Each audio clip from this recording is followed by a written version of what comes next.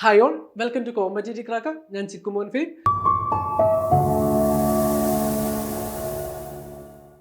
അപ്പോൾ CACB clerk cashier exam കഴിഞ്ഞു. CACB എൻ്റെ ഒഫീഷ്യൽ ആയിട്ടുള്ള പ്രൊവിഷണൽ ആൻസർ കീയും പബ്ലിഷ് ചെയ്ത് കഴിഞ്ഞു. അപ്പോൾ പൊതുവേ എല്ലാവരും മാർക്ക് കൂട്ടി നോക്കിയിട്ട് എനിക്ക് മെസ്സേജ് അയച്ചുകൊണ്ടിരിക്കുകയാണ്, കട്ട് ഓഫ് എത്രയായിരിക്കും, കട്ട് ഓഫ് ഉയരുമോ എന്നൊക്കെ ഒരു ഭയങ്കര സംശയിച്ച് നിൽക്കുകയാണ്. അപ്പോൾ നമ്മുടെ ഇന്നത്തെ ഈ ഒരു വീഡിയോ നമ്മൾ നോക്കാൻ പോകുന്നത് നമ്മുടെ എക്സാം എങ്ങനെ ഉണ്ടായിരുന്നു, അതുമായി ബന്ധപ്പെട്ട് എത്ര മാർക്ക് വരെ കട്ട് ഓഫ് വരാം. കട്ട് ഓഫ് കറക്റ്റ് ഒരു പ്രിഡിക്ഷൻ അല്ല, ജസ്റ്റ് എക്സാമിൻ്റെ ഒരു അനാലിസിസ് മാത്രമാണ് എന്ന് ഞാൻ ഒരിക്കൽ കൂടി പറയുകയാണ്. അപ്പോൾ നമുക്ക് മാത്സ് പാർട്ടാണ് പൊതുവെ എല്ലാവരെയും കുറച്ച് കുഴപ്പിച്ചതെന്ന് എല്ലാവരും തന്നെ പറഞ്ഞു. നമുക്ക് ഇംഗ്ലീഷ് ആദ്യം നോക്കുന്നത് English maths G K part എന്ന് പറയുന്നത് പൊതുവെ CACB ഉദ്യോഗാർത്ഥിയെ സംബന്ധിച്ച് അവർ പൊതുവെ നോക്കാത്ത ഒരു ഏരിയയാണ്. പക്ഷേ സിലബസ് വന്നതുകൊണ്ട് തന്നെ എല്ലാവർക്കും നന്നായിട്ട് ഈ ഒരു എക്സാം അറ്റൻഡ് ചെയ്യാനായിട്ട് പറ്റി. എന്നാലും അവിടെ ഒരു മാർക്ക് വന്നത് എല്ലാവർക്കും തന്നെ മാത്സ് കുറച്ച് സമയം എടുത്തുവെങ്കിൽ പോലും നന്നായി സ്കോർ ചെയ്യാൻ പറ്റിയിട്ടുണ്ടായിരുന്നു. ഇംഗ്ലീഷ് ആണെങ്കിൽ എളുപ്പമായ കുറച്ച് ചോദ്യങ്ങൾ, ഏറ്റവും സിമ്പിളായിട്ട് ആൻസർ ചെയ്യാൻ പറ്റുന്ന ചോദ്യങ്ങളാണ്. GK പാർട്ട് പൊതുവെ കുറച്ച് പേരെ കുഴപ്പിച്ചിരുന്നു.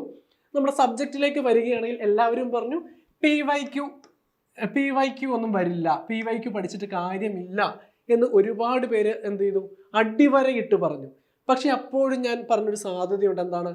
പ്രീവിയസ് ഇയർ ക്വസ്റ്റ്യൻസ് നമ്മൾ പഠിക്കുമ്പോൾ അതുമായി റിലേറ്റ് ചെയ്ത ഫാക്റ്റുകൾ പഠിച്ചു വെക്കുക, അതിൽ നിന്ന് തന്നെയായിരിക്കും ചോദ്യങ്ങൾ വരിക എന്ന് പറഞ്ഞു. നമ്മൾ നമ്മുടെ ലൈവ് ക്ലാസ്സുകളിലും നമ്മൾ യൂട്യൂബിൽ വന്ന നമ്മുടെ വീഡിയോസിൽ നിന്നും ഒരുപാട് ചോദ്യങ്ങൾ തന്നെ വന്നിട്ടുണ്ടായിരുന്നു. അപ്പം ആ ഒരു പ്രീവിയസ് ക്വസ്റ്റ്യൻ നമ്മൾ ലൈവ് നടത്തിയപ്പോൾ പോലും ആളുകൾ പറഞ്ഞു ഈ ഒരു ഇത്ര ബേസിൽ ഇത്ര സിമ്പിളായിട്ട് എക്സാംസ് വരത്തില്ല എന്ന് തന്നെ എല്ലാവരും പറഞ്ഞു. പക്ഷെ അപ്പോഴും എന്താണ്, നമ്മുടെ ആ ഒരു കണക്ക് കൂട്ടലുകൾ ശരിയായിരുന്നു. ഞാൻ ഇതിനു മുൻപ് ഒരു കട്ട് ഓഫ് പ്രിഡിക്ഷൻ്റെ വീഡിയോ ഇട്ടപ്പോൾ തന്നെ ആളുകൾ പറഞ്ഞു ഇതിങ്ങനെയൊന്നും അല്ല, ഈ ഒരു എക്സാമിന് ഇത്രയും മാർക്ക് സ്കോർ ചെയ്യാനായിട്ടൊന്നും പറ്റത്തില്ല എന്നൊക്കെ ആളുകൾ അടിവരയിട്ട് പറഞ്ഞൊരു കാര്യമാണ്. പക്ഷേ എക്സാം കഴിഞ്ഞപ്പോൾ പൊതുവേ എനിക്ക് വന്ന റിവ്യൂകൾ വെച്ച് നോക്കിക്കഴിഞ്ഞപ്പോൾ എക്സാം വളരെ എളുപ്പമായിരുന്നു. അത്യാവശ്യം എല്ലാവരും തന്നെ നല്ല രീതിയിൽ മാർക്ക് സ്കോർ ചെയ്തിട്ടുണ്ട്. അപ്പോൾ കട്ട് ഓഫ് എന്ന് പറയുന്നത് എന്തൊക്കെ കാര്യങ്ങളാണ് അതിനെ സ്വാധീനിക്കുന്നത് എന്ന് ഞാൻ പറയാം. ഓരോ ബാങ്കിലും ഓരോ കട്ട് ഓഫ് ആയിരിക്കും വരിക. കാരണം നമ്പർ ഓഫ് ആപ്ലിക്കൻസ്, എത്ര പേരാണ് ആ ഒരു ബാങ്കിലേക്ക് അപ്ലൈ ചെയ്തിരിക്കുന്നത്, അതുപോലെ തന്നെ ആ ടോപ്പ് വന്നിരിക്കുന്ന ആളുകളുടെ മാർക്ക്, എത്ര വേക്കൻസീസ്, നമ്പർ ഓഫ് വേക്കൻസീസ് എന്നിവയൊക്കെയാണ് പൊതുവെ കട്ട് ഓഫിനെ സ്വാധീനിക്കുന്ന ഘടകങ്ങൾ. ഇപ്പം നമ്മുടെ ഒരു അനാലിസിസ് വെച്ചിട്ട് കട്ട് ഓഫ് കുറച്ച് ഉയർന്നു പോകുവാനുള്ള സാധ്യതയാണുള്ളത്. കാരണം അത്യാവശ്യം നന്നായി ഒന്ന് ജസ്റ്റ് പഠിച്ചിട്ട് പോയ ആളുകൾക്ക് എല്ലാവർക്കും തന്നെ ഒരു 60 എബവ് മാർക്ക് സ്കോർ ചെയ്യുവാനായിട്ട് പറ്റിയിട്ടുണ്ട്. അതുകൊണ്ട് തന്നെ വളരെ ടൈറ്റ് ആയിട്ടുള്ള ഒരു മാർക്കാണ്. കാരണം ഒരേ മാർക്ക് ഇഷ്ടംപോലെ ആളുകൾക്കുണ്ട്. എന്നാൽ ഒരു 70 to 80 റേഞ്ചിലാണ് കുറച്ചധികം ആളുകൾക്ക് 70 to 80 റേഞ്ചിൽ മാർക്കുകളുണ്ട്. അപ്പം എൻ്റെ ഒരു അനാലിസിസ് വെച്ചിട്ട് അറൗണ്ട് 70 to 80 വരെ നമുക്ക് കട്ട് ഓഫ് വരുവാനുള്ള സാധ്യത ഉണ്ട്.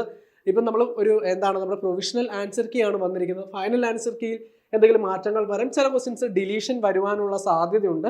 അപ്പം ഒരു കട്ട് ഓഫ് പ്രഡിക്ഷൻ എന്ന് പറയുമ്പം എക്സാമിൻ്റെ ഈ ഒരു ആവറേജ് നിലവാരമാണ് എക്സാമിന് ഉണ്ടായിരുന്നത്. അതുപോലെ അത്യാവശ്യം എല്ലാവരും നന്നായിട്ട് പെർഫോം ചെയ്തിട്ടുണ്ട്. എല്ലാവർക്കും തന്നെ അത്യാവശ്യം മാർക്കുകളും ഉള്ളതുകൊണ്ട് തന്നെ നമുക്ക് ഈ ഒരു കട്ട് ഓഫ് റേഞ്ച് എന്ന് പറയുന്നത് ഉയർന്നു പോകുവാനുള്ള സാധ്യത തള്ളിക്കളയുവാനായിട്ട് പറ്റത്തില്ല. അപ്പം ഇനി വേണ്ടത് എന്താണ്? ഇപ്പം ഈ ഒരു മാർക്ക് കൂട്ടി നോക്കി അപ്പം ജസ്റ്റ് ഇനി കട്ട് ഓഫ് മറികടക്കില്ല എന്ന് നിരാശപ്പെട്ടിരിക്കുന്ന ആളുകളൊക്കെ ഉണ്ടല്ലേ. അപ്പം നിങ്ങൾ ഇനി ചെയ്യേണ്ട കാര്യം, നിങ്ങൾക്ക് അത്യാവശ്യം മാർക്ക് കിട്ടിയുണ്ടെങ്കിൽ ഇനി കുറച്ചുകൂടി നന്നായി ഉഷാറായിട്ട് നോക്കിക്കഴിഞ്ഞാൽ അടുത്ത എക്സാം നമുക്ക് എന്ത് ചെയ്യാൻ പറ്റും, ക്രാക്ക് ചെയ്യുവാനായിട്ട് പറ്റും. അങ്ങനെ നിരാശപ്പെട്ടിരിക്കുന്ന നിങ്ങൾക്ക് മുൻപിലേക്ക് 250-ലധികം വേക്കൻസികളുമായിട്ടാണ് CACBയുടെ പുതിയ നോട്ടിഫിക്കേഷൻ വന്നിരിക്കുന്നത്. അപ്പം ഇനി നമുക്ക് ചെയ്യേണ്ടത് എന്താണ്? ഒരു സമഗ്രമായ പഠനമാണ് വേണ്ടത്. നമുക്ക് ഏറ്റവും കോർ ഏരിയസ്, ഈ ഒരു കഴിഞ്ഞ എക്സാമിനെ മുൻനിർത്തി ഏതൊക്കെ ഭാഗങ്ങൾക്കാണ് ഇമ്പോർട്ടൻസ്, നമ്മുടെ സിലബസ് വന്നതിനനുസൃതമായിട്ടാണോ എക്സാം നടന്നത്, അപ്പം അങ്ങനെയെങ്കിൽ ആ സിലബസിൻ്റെ അകത്ത് ഏതൊക്കെ ഭാഗങ്ങൾക്കാണ് CACB മുൻതൂക്കം നൽകിയത്, അപ്പം നമ്മൾ അതിൽ നിന്ന് എന്തൊക്കെ മനസ്സിലാക്കിയിട്ട് വേണം അടുത്ത എക്സാമിന് പോകുവാനുള്ളതൊക്കെ നമ്മൾ ചെയ്യണം. കൃത്യമായി വിശകലനം നടത്തി ഒരു ചിട്ടയായ പരിശീലനമാണ് വേണ്ടത്.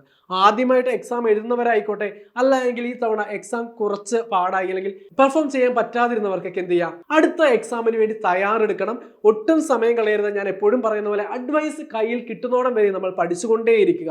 അപ്പോൾ ഇങ്ങനെ അങ്ങനെ ഈ പുതിയ നോട്ടിഫിക്കേഷൻ അപ്ലൈ ചെയ്തിട്ട് ഇനി എങ്ങനെ പഠിക്കുമെന്ന് സംശയിച്ചിരിക്കുന്ന നിങ്ങൾക്ക് മുൻപിലേക്ക് ഞാൻ നമ്മുടെ ബിഗിനേഴ്സ് ബാച്ചുമായി എത്തുകയാണ്. നമുക്ക് 6 month ഡ്യൂറേഷൻ ആണ് നമ്മുടെ ഒരു ബാച്ചിന് വരുന്നത്. നമ്മൾ ഏറ്റവും ബേസ് ലെവൽ മുതൽ അത്യാവശ്യം നമ്മുടെ ഈ എക്സാമിന് ബേസ് ആയ കാര്യങ്ങൾ തന്നെയായിരുന്നു വന്നത്. അഡ്വാൻസ്ഡ് ആയിട്ടുള്ള ചോദ്യങ്ങൾ ചില ചോദ്യങ്ങൾ ഉണ്ടായിരുന്നു അല്ലേ. അപ്പൊ നമ്മൾ പഠിക്കേണ്ടത് എങ്ങനെയാണ്? ഏറ്റവും ബേസ് ലെവൽ മുതൽ അഡ്വാൻസ്ഡ് ആയിട്ട് നമുക്ക് CICB എക്സാം ഓറിയന്റഡ് ആയിട്ട് വരുന്ന അഡ്വാൻസ് ഏരിയ കൂടി കവർ ചെയ്ത് പഠിച്ചുവെങ്കിൽ മാത്രമാണ് കട്ട് ഓഫ് മറികടക്കുവാനായിട്ട് സാധിക്കുക. കാരണം 60-ലധികം മാർക്ക് നേടിയവർ ഒരുപാടുണ്ട്. അപ്പൊ നമുക്ക് വേണ്ടത് എന്താണ്? ആ ഒരു ഏറ്റവും ടോപ്പ് ആയിട്ടുള്ള ആളുകളിലേക്ക് നമ്മൾ എത്തണം അല്ലെ. അതിന് വേണ്ടത് ഒരു ചിട്ടയായ പരിശീലനമാണ്, ചിട്ടയായ തയ്യാറെടുപ്പുകളാണ്. അതിന് നിങ്ങളെ സഹായിക്കുവാനായിട്ടാണ് CCയുടെ ബിഗിനേഴ്സ് ബാച്ച്. അപ്പൊ അഡ്മിഷൻ എടുക്കാൻ താല്പര്യമുള്ളവർ എന്ത് ചെയ്യുക? നമ്മുടെ ഈ ഒരു ബോർഡ് നമ്പറിൽ കോൺടാക്ട് ചെയ്യുക, അല്ലെങ്കിൽ നമ്മൾ താഴെ കമന്റ് ബോക്സിൽ ഗൂഗിൾ ഫോം കൊടുത്തിരിക്കാം. അതുവഴി നിങ്ങൾക്ക് എന്ത് ചെയ്യാം? നമുക്ക് അവിടെ അഡ്മിഷൻ എടുക്കുവാനായിട്ട് പറ്റും. ഇനി ഒട്ടും പഠിച്ചു നിൽക്കേണ്ട, നമുക്ക് എന്ത് ചെയ്യാം? പഠിച്ചു തുടങ്ങാം. അഡ്വൈസ് കൈ കിട്ടുന്നത് വരെയും നമ്മൾ എന്ത് ചെയ്യുക? പഠിച്ചുകൊണ്ടേയിരിക്കുക. അപ്പോൾ ഇതുപോലുള്ള യൂസ്ഫുൾ വീഡിയോസിനായി നമ്മുടെ ചാനൽ ഒന്ന് സബ്സ്ക്രൈബ് ചെയ്തേക്കുക. നമുക്ക് മറ്റൊരു വീഡിയോ കാണാം. താങ്ക്